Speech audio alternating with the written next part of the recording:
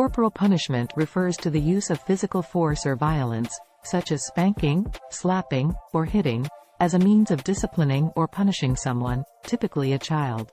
It is a form of physical abuse and can have harmful effects on a child's physical and psychological well-being.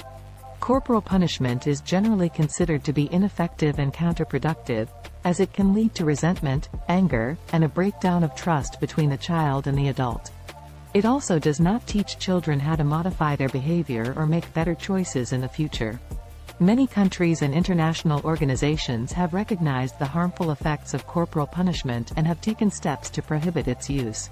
For example, the United Nations Convention on the Rights of the Child explicitly states that children have the right to be protected from all forms of physical or mental violence, including corporal punishment.